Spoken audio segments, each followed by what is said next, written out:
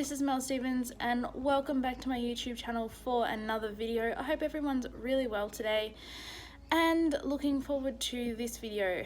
First of all, I'm going to apologize for the fact that I haven't done any videos since Monday.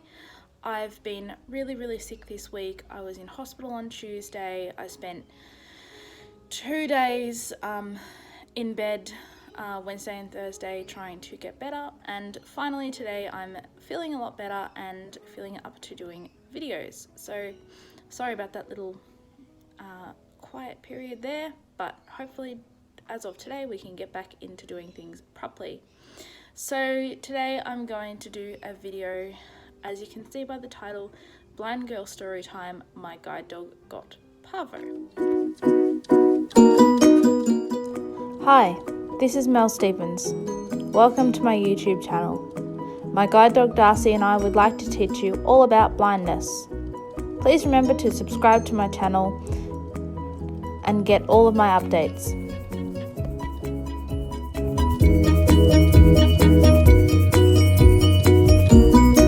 This happened about a month and a half ago.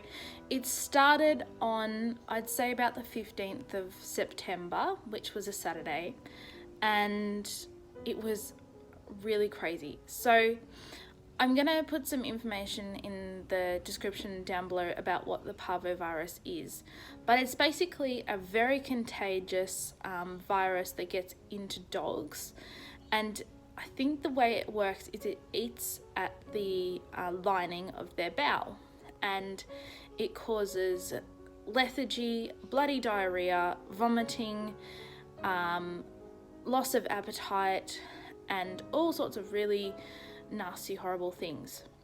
So most dogs are vaccinated against parvo from when they are a puppy, and as a person who's had a dog with parvo and nearly lost my dog because of the disease, I encourage everyone to get your dogs vaccinated. I know it's costly, but really it's a lot less than actually losing your dog to this disease, especially because you know, your dog is so important to you, and you really don't want to lose them in such a bad situation. So on the Saturday, the 15th, Darcy was fairly normal. We'd had a really busy day the day before, and he'd been really well and everything. And then on Saturday morning, he had a little bit of diarrhea. And I thought, that's interesting. Wonder what he ate yesterday. Because Darcy eats everything, guys. He eats all sorts of weird and wonderful things that can play up with his tummy. So I thought, okay, this is interesting. I wonder what he's eaten this time. And then I didn't think anything else of it. I wasn't concerned. But he had probably another 2 or 3 diarrheas during the day on Saturday. And that was really concerning to me. And I thought, okay, hopefully he's just, you know, eaten something. It's taking a while to get out of his system, and I'll deal with it. So I didn't feed him his dinner on Saturday night. Instead, I have some hydrolyte powder that I have had when he's got diarrhea like this before, and I put that in his water bowl, and I just made him drink some of that. And as I said, I didn't give him any food because I didn't want it to upset his stomach. And then during the night on Saturday night, he had a further 2 or 3 accidents in the house, and it was, you know, bad, very bad, gross diarrhea that you basically just couldn't clean up. And then it still kept going and kept going and kept going, and he kept getting worse. He was losing energy, he was lethargic, and I didn't feed him again on Sunday morning because he had still been diarrheaing overnight. But I thought, you know, perhaps if he was interested in food, I might give him something, but he wasn't even interested in food on the Sunday morning.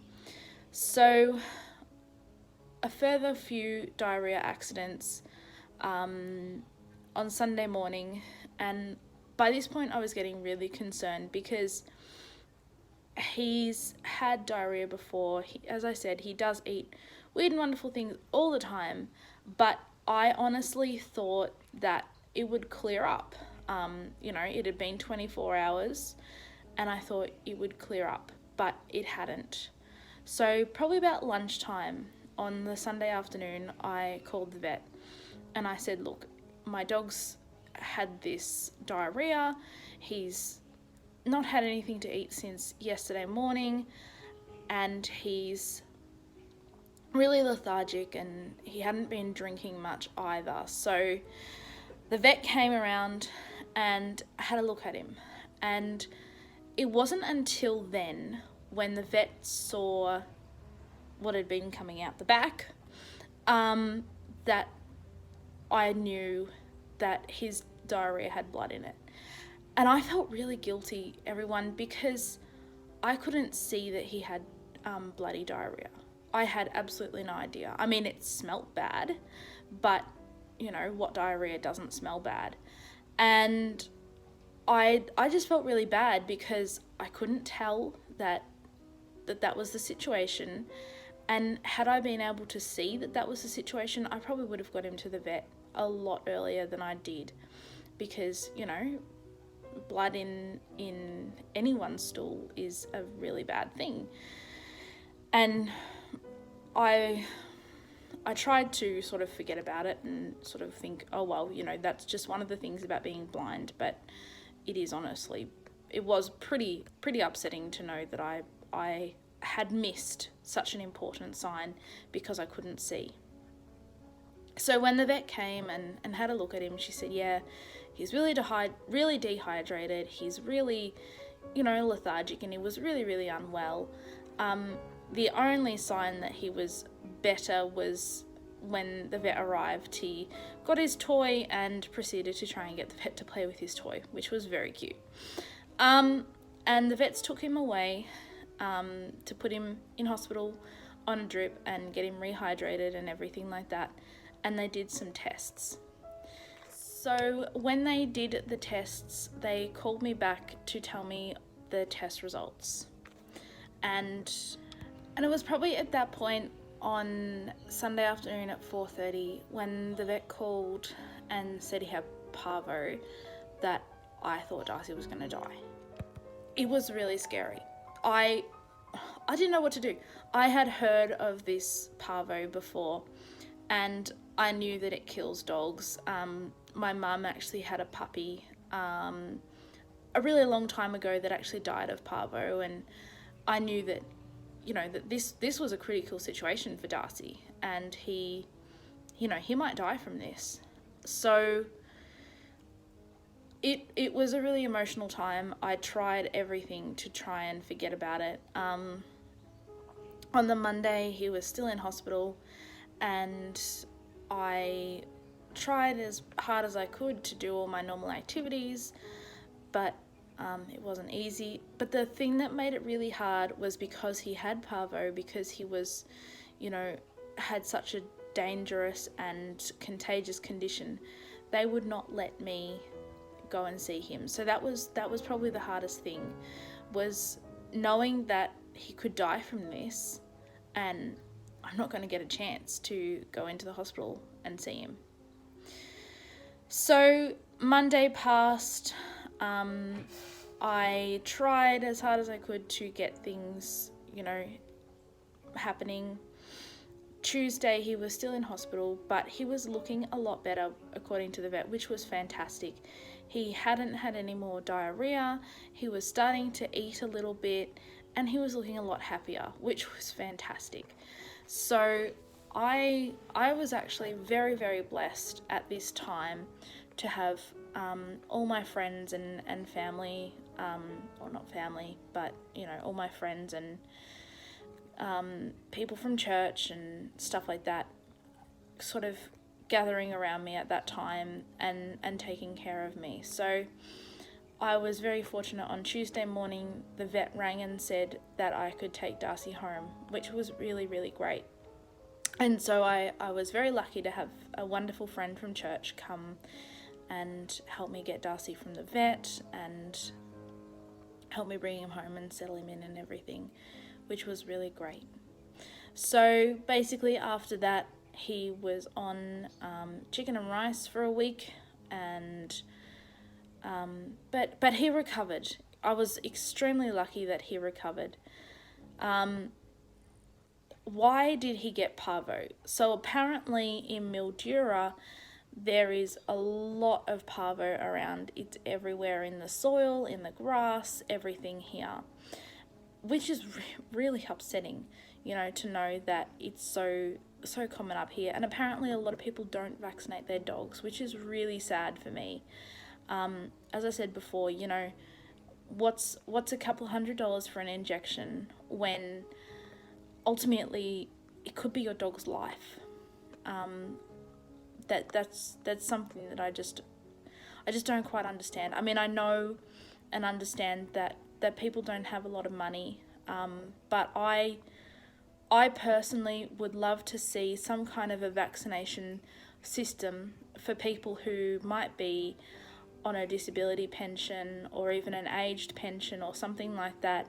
Some kind of a vaccination scheme where they get those vaccinations on a subsidy. I don't know, but that would be really great. So apparently the Parvo virus is very common up here, but my dog is vaccinated. So why did a dog who was up to date with his vaccinations get Parvo? Because apparently the injection for the vaccination doesn't work in 1 in 10,000 dogs. It develops some immunity, but not full immunity for 1 in 10,000 dogs. And Darcy just happened to be one of those 10,000, or that 1 in 10,000, sorry. So yeah, it was really, really freaky to think that this injection, you know, can ultimately fail. Yes, he survived. Yes, it did develop some immunity for him, but it didn't develop full immunity for him, which is really horrible. So that was dreadful. It was a really scary time. I don't wish that on my worst enemy, even. Okay, everyone, that's my little story about the time my guide dog got Parvo. I just want to thank everyone who was involved in helping me at that time. If you watch this video, thank you so much for doing what you did at that time. Thank you to my veterinary clinic for saving his life. Thank you to guide dogs who were really supportive, and thank you to you know, to all my friends who weren't able to be here physically but were here for me emotionally. It was really stressful, and I was very blessed to have all my friends here at that time. So I hope that you've enjoyed this little story. If you've got any questions, comments, anything you want to say, please let me know in the comments section down below. In the description, I will link some information about the Parvo virus so you guys can find out exactly what it is. And I will see you in my next video. Thanks for watching, everyone. Love you. Bye.